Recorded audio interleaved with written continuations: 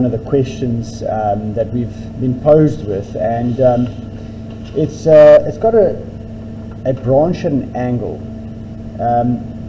Now note how I had to start to be able to get this drawing over here. I had to start with my auxiliary view because this angle over here is at 30 degrees. Now if it was at 45 degrees, I would have my corner, this one over here, number 1, down on the center line, which means number 1 and number 3 would be in line with one another. And this was the result of this auxiliary view. Okay, being at 30 degrees, you have number 1 and number 3 that are not in a common line, even though this auxiliary view center needs to share the same center of the main part, which is our equilateral triangle. So I started with my auxiliary view first, without my turning points or knowing about my turning points, projected my corners to the main branch, even though my main branch was not there yet, and then I could go ahead and go and place my main shape, okay, the main body to which this was attached, and then place my branch, the base points and the terminating points, so that I could find my front view eventually. I then had to go ahead and find my auxiliary view and my front view, knowing yet again that this is going to be at 30 degrees as the question posed. So I had to draw this at 30 degrees at a certain height that was given, and yet again I had to use my sliding set squares to give me this 30-degree angle over here. Once I had found that 30-degree angle, which I could basically take another 30-degree angle and simply place it on to this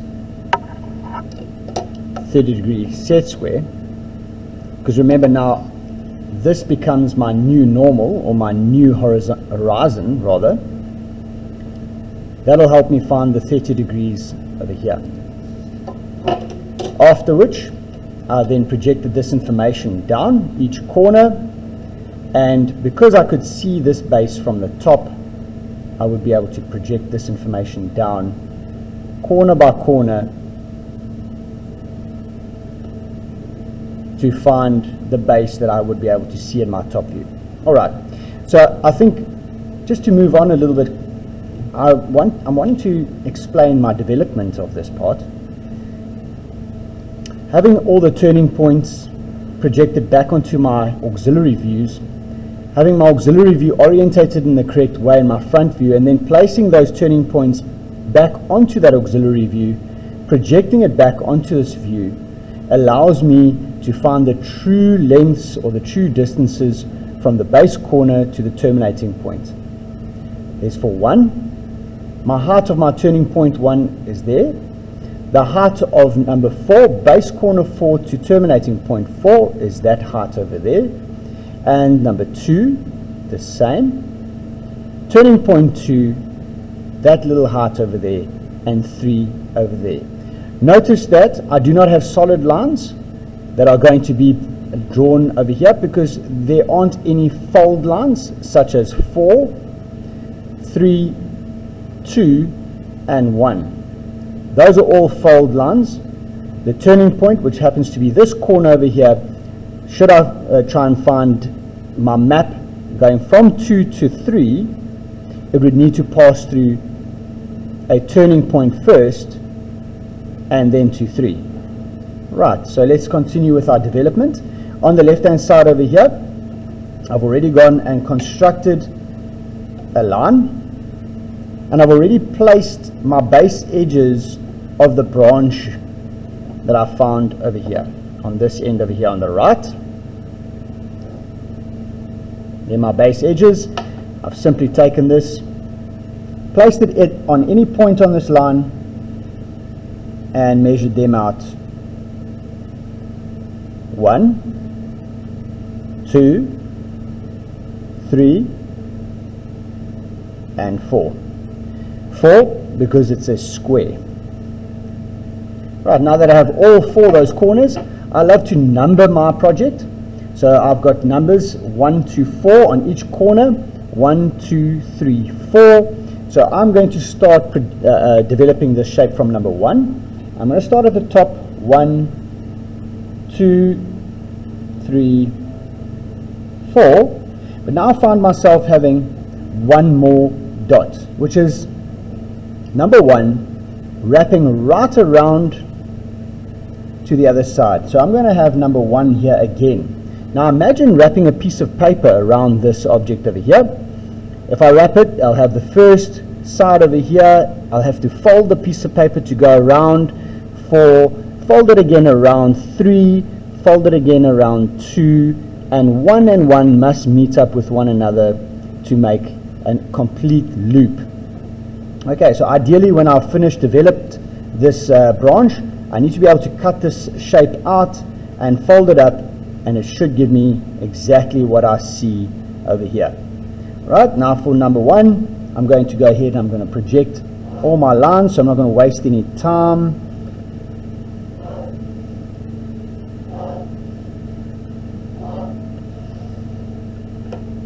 And I'm simply going to take the true length lines. Remember that we'll only be able to find the true length lines once I look at it from a 90-degree angle or a perpendicular angle to that line, which in this case is very nice for us.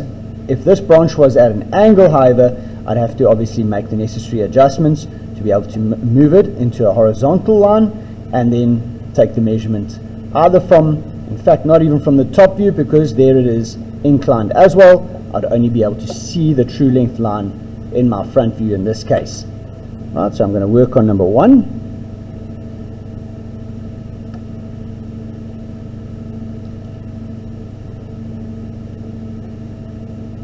Number 1 and 1 being the same height. Number 2.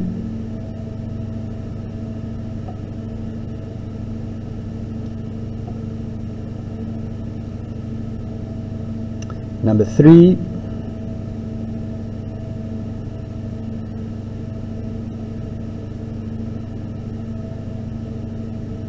Number 4.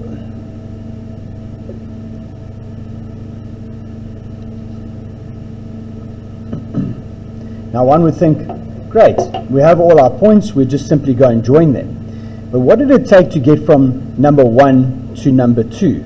Let's quickly have a look. On my roadmap, from number 1, which is a hidden detail, it's underneath the actual object or my branch, the terminating point number 1 to terminating point number 2 had no turning points. It was on a flat surface on my main shape.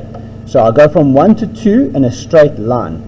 So now I know there won't be any turning points between 1 and 2. I can simply go to my turning or terminating points and go and draw that profile.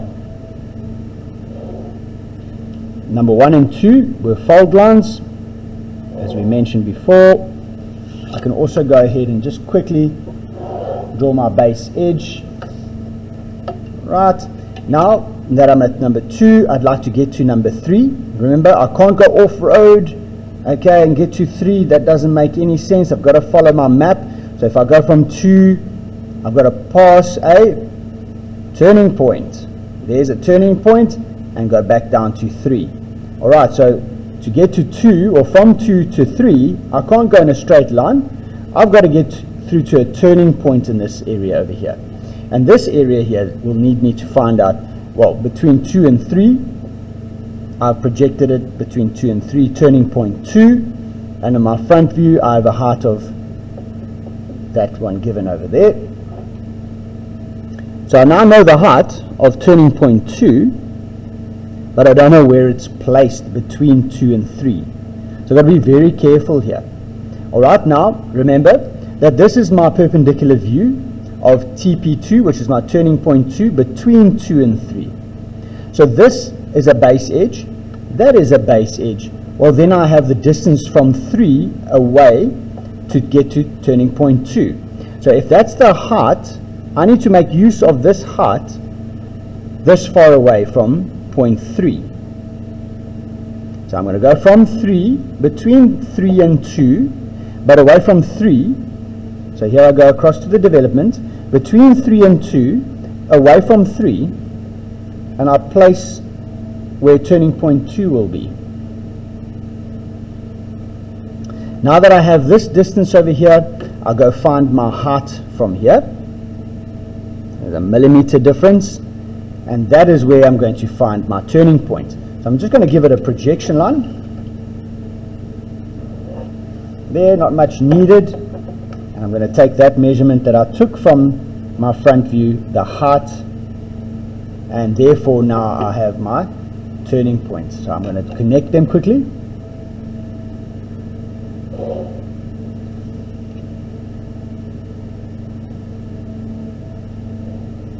Like so, and obviously my fold line will need it.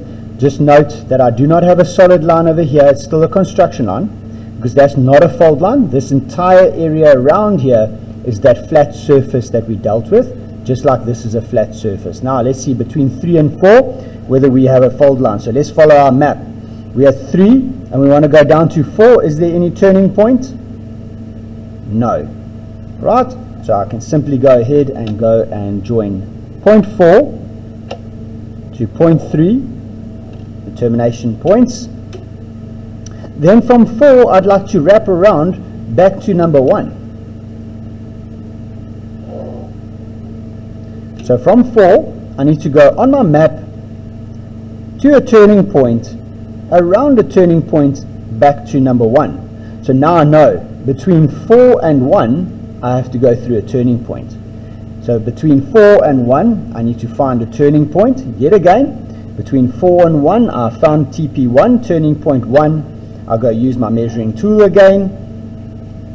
Away from 1 to 4, I'm going to find it this far away on my base edge. TP1. And I can go give it a construction line. I need to find the height now. Now that I know where it's placed on my base edge, TP1 has a height found from the base edge over here to the height where it is actually making contact on my front view. Alright, there it is there. And now I found the turning point 1.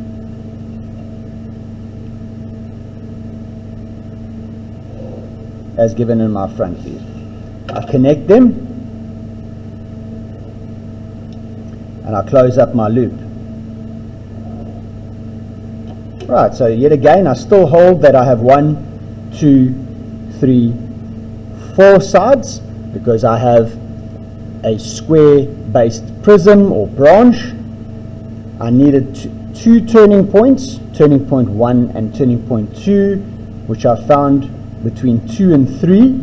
So between 2 and 3, when I projected that turning point onto my actual auxiliary view, it gave me these 2 turning points between 2 and 3 and 1 and 4. So between 2 and 3 and 1 and 4, I had to find those turning points by simply measuring on my base edge and then measuring the height of each to find them where they need to be. Please remember to go ahead and go and label this development, the development of branch. Right guys, I hope you found this very helpful, and that it will help you develop your understanding on developments, and depending on which question you're posed with, you'll be able to apply the same principles and successfully develop your shape or your branch.